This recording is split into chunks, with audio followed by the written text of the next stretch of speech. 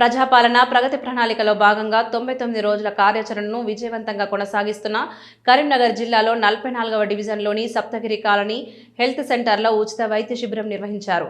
Corporator Buchi Reddy తదితరులు పాల్గొన్నారు.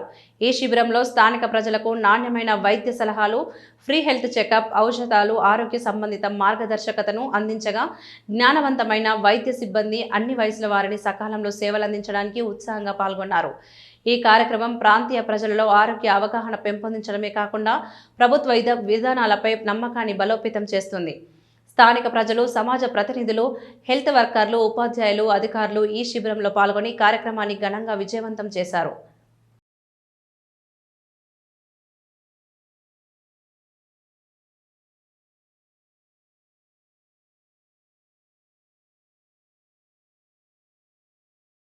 ఈరోజు 99 రోజుల ప్రజాపాలనలో భాగంగా 44వ డివిజన్ సప్తగిరి కాలనీలోని అర్బన్ హెల్త్ సెంటర్లో ఉచిత వైద్య శిబిరం ఏర్పాటు చేసినాం. మా డివిజన్ ప్రజలందరికీ కోరుకునేది ఏంటంటే టూడీకో, ఈసీజీ, మిగతా టెస్టులన్నీ ఫ్రీగా చేయిస్తున్నాం.